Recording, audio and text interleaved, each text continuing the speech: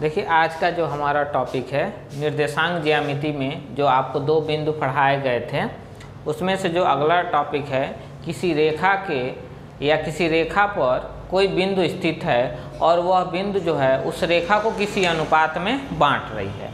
तो यदि वह रेखा किसी अनुपात में बांट रही है, जैसे मान लीजिए कि एक रेखाखंड यहाँ पे AB खींचा हुआ है और यह अनुपात M1 और M2 में बांट रही है, तो किसी रेखा का जो बांटने का जो अनुपात होता है तो इस स्थिति में उस बिंदु का जो निर्देशांक होता है उसको कैसे निकाला जाता है। ठीक है ना, यही हमको क्या इसमें पढ़ना है।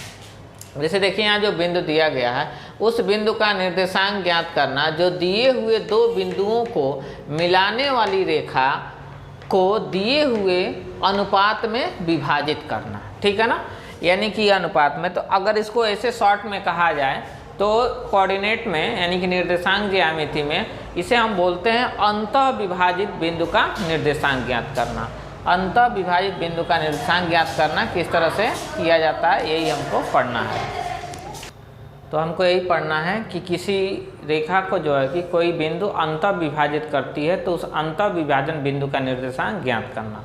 तो आइए हम अंतः विभाजन बिंदु का निर्देशांक ज्ञात करने के जो फार्मूला होता है उसका निगमन करके आपको बताते हैं कि उसका फार्मूला कैसे आता है, फिर आपको जो है कि इस पर न्यूमेरिकल सॉल्व करके दिखाया जाएगा।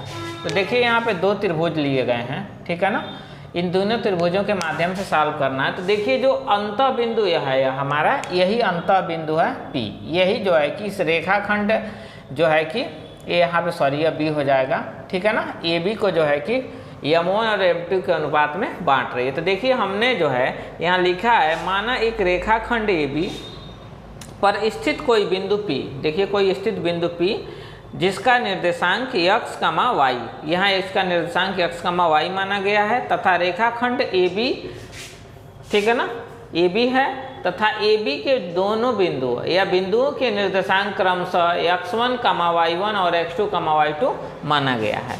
ठीक है ना, अब इस जो मान लिया गया है, अब इसके बाद जो है इसका हम निगमन करेंगे। तो आइए पहले हम यहाँ आते हैं त्रिभुज, या ऐसे लिख सकते हैं समरूप त्रिभुज A, देखिए यहाँ पे ASP और या तथा त्रिभुज PQB में।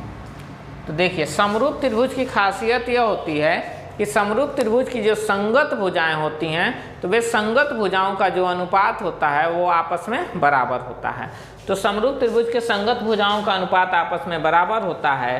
तो यहाँ पे हम लिख सकते हैं, ठीक है ना, AS अपान PQ, देखिए यहाँ पे AS अपान PQ, देखिए AS यह लिखा गया तो इस भुजा का अनुपात इसमें, फिर इसी प्रकार से हम लिख सकते हैं SP, ठीक है ना, SP upon BQ, SP upon BQ is equal to हम लिख सकते हैं AP अपान BP। देखिए यह समरूप त्रिभुज की संगत भुजाओं का जो अनुपात हो गया यह हो गया। अब देखिए AS का माप कितना है, यहाँ पे x का मान x1 है और इसका जो है PQ का मान जो है x2 का मान x है। इसी प्रकार SP, देखिए SP इसका जो मान है y माइनस y1 है, इन बिंदुओं के माध्यम से निकाला गया है, और यहाँ पे इसका मान जो है y2 माइनस y1 है इज इक्वल टू हम लिख सकते हैं AP की माप जो है M1 है और यह जो है BP का मान M2 है। तो इस तरह से इनके मान जो है निकाल सकते हैं। ठीक है ना, यहाँ पे, ठीक है ना, यह y1 होगा, सॉरी y होगा। ठीक है ना, अब देखिए जब इनका संबंध मिल गया तो इन दोनों को जो संबंध मिला है तो एक बार इसको और इसको एक साथ लेकर के चलेंगे और एक बार इन दोनों को एक साथ ले लेंगे। तो पहले हम आइए इन दोनों को एक साथ लेकर के चलते हैं। जब इन दोनों को एक साथ लेकर के चलते हैं तो देखिए क्या आता है यहाँ पे, ठीक है ना, यहाँ पे देखिए हम लिखेंगे x minus x1 upon x2 minus x is equal to M1 upon M2। यहाँ से क्रॉस मल्टीप्लिकेशन करेंगे तो ये होगा m2 in bracket x minus x1 is equal to, ये हो जाएगा m1 और in bracket x2 minus x1। यहाँ मल्टीप्लाई कर लीजिए, तो यह होगा m2x minus m2x1 is equal to m1 x2 minus m1x। ठीक है ना, सॉरी यहाँ x है, ठीक है, ये x होगा। अब देखिए जो x वाला है उसको एक पक्ष में तो एक कर लेंगे, तो देखिए यहाँ पे m2x है, यहाँ पे भी माइनस इधर आएगा तो प्लस हो जाएगा m1x इजकल टू, इसको उठा के उधर भेजेंगे तो m1x2 और प्लस m2x1, ठीक है ना, m2x1 हो जाएगा। अब देखिए यहाँ पे इन दोनों में x कॉमन है, तो x कॉमन लेंगे तो यह हो जाएगा m2 plus m1 is equal to, यह होगा m1x2 प्लस m2x1। यह देखिए यह धन का है, दोनों में धन का साइन है, तो यह क्रम विनिमय नियम का पालन करता है। तो यह जब पालन करता है क्रम विनिमय नियम, तो हम लिख सकते हैं x इजकल टू, यह हो जाएगा m1x2 plus m2x1 upon m1 plus m2, ठीक है ना। देखिए इसमें जो है कि यह x का निर्देशांक मिल गया, ठीक है ना। इसी प्रकार क्या करेंगे, इसी प्रकार, ठीक है ना, y का हम निकाल लेंगे।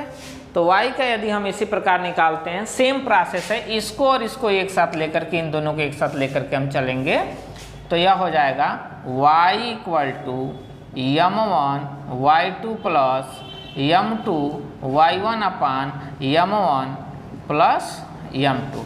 यानी कि देखिए इस बिंदु का जो निर्देशांक हम माने थे x, y, वहाँ x और y का मान निकल गया। आर लिख सकते हैं x, y is equal to, लिख सकते हैं in bracket m1x2 plus m2x1 upon m1 plus m2 comma m1 y2 plus m2 y1 upon m1 plus m2, ठीक है ना। अगर हम इस बिंदु को x, y को यदि p माने हैं तो हम लिख सकते हैं p का निर्देशांक या p बराबर हम लिख सकते हैं m1x2 plus m2x1 upon m1 plus m2 comma m1 y2 plus m2 y1 upon m1 plus m2। देखिए यही यह फार्मूला है जिसमें किसी बिंदु या किसी रेखाखंड पर अंतः स्थित उस बिंदु का निर्देशांक ज्ञात कर सकते हैं यदि उनका बांटने का अनुपात यदि हमको पता हो तो, ठीक है ना।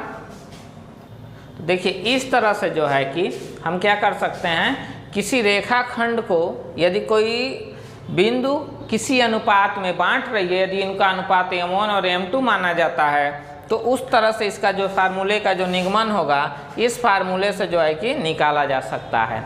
अब नेक्स्ट क्लास में हम आपको बताएंगे कि यदि किसी रेखा का अंतः बिंदु दिया हुआ हो, या सॉरी अंतः विभाजन बिंदु निकालना हो, अगर उसका जो है कि दोनों रेखाखंड का दोनों बिंदु दिया हुआ हो और उनका अनुपात दिया गया हो, तो इस फार्मूले से उस बिंदु का निर्देशांक हम निकाल सकते हैं।